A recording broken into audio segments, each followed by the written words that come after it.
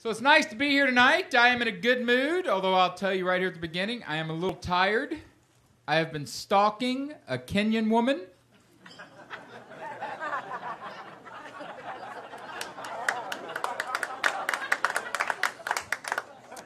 The runners. That would be...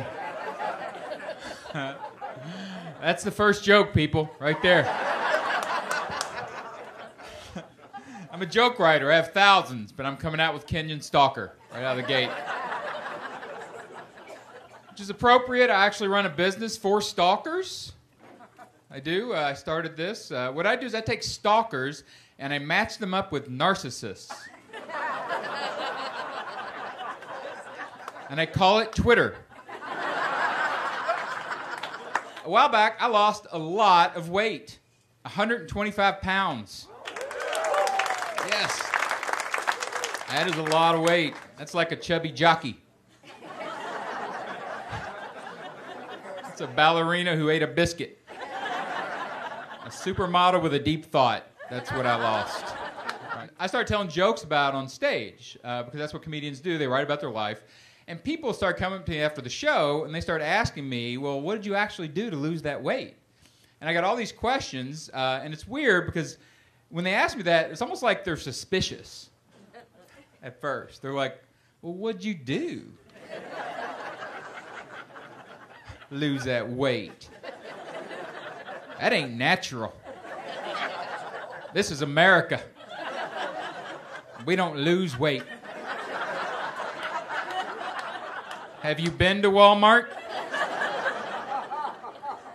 I don't like it.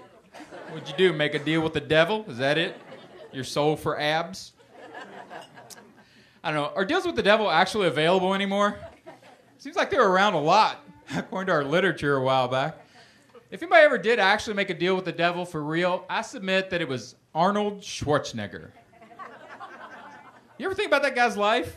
He's an amazing life. He was 14 years old, living in Austria, which isn't even a real country. They just built it for the sound of music. It doesn't... It's like Germany Light. Nobody's ever been there. It doesn't really exist. So here's this guy, 14 years old, living in a fake country. Decides he's going to do something big with his life. So he conjures the devil, probably on Facebook. He's like, devil, I want to do something big. Here's what I want. I want to be Mr. Olympia, the greatest bodybuilder of all time. I want to win it 7 times. That's what I want. And devil's like, well, all right, that's kind of a big one, but I'll write up the contract. And Schwarzenegger's like, no, wait. I also want to be an international movie action hero. One of the greatest characters of all time, the Terminator. That's what I want. And devil's like, dude, slow down. One dream, one soul. That's what I do. Schwarzenegger's like, no, I also want to be a real estate billionaire and the governor of California. Devil's like, really? What else? You want to marry a Kennedy? Yes, I do, devil. That is a good idea. And why don't you make her anorexic, just to be weird? That would be interesting. And then I'd like to have a child out of wedlock with the ugliest woman on the planet.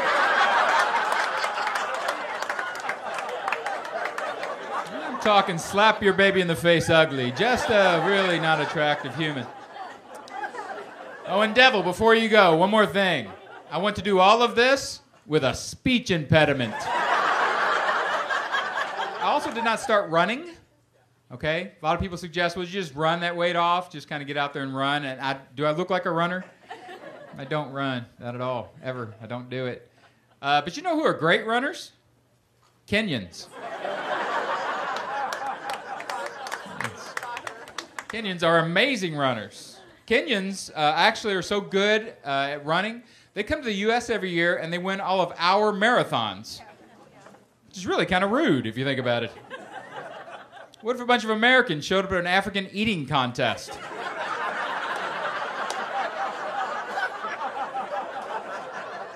It would be completely unfair. We would dominate. It'd be 6 tall, thin Africans sitting down in front of large clay bowls filled with quinoa. And over the hill in slow motion comes the team from Alabama.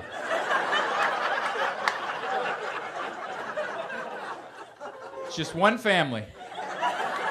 Everybody topping 350. They're all wearing sports bras, even the dudes.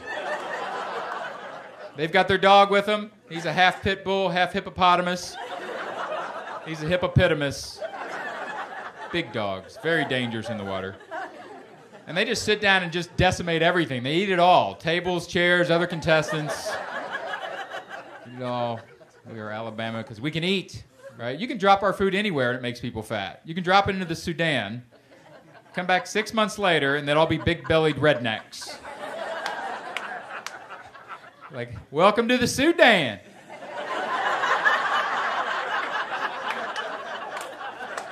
How y'all doing?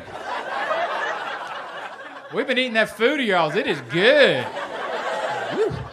We had to double wide the hut over here. We call it the Pizza Hut now. We don't know what's going on, but it is good food. Our food is weird. It is. And you know it's weird. You grew up eating weird food. You don't even know what it is, half of that food. You can't tell me what it is. Like, you tell me what Velveeta is. What is Velveeta? It's cheese food. That's what they call it. They don't even call it cheese. They call it cheese food. What is cheese food? That is something cheese eats. I don't want to be eating something that feeds my cheese. And you know it's weird. It's got the consistency of nothing else on the planet. Just a big orange cinder block of something that moves like nothing else moves. Doesn't matter what you do to Velveeta. You can punch a slab of Velveeta and it just goes.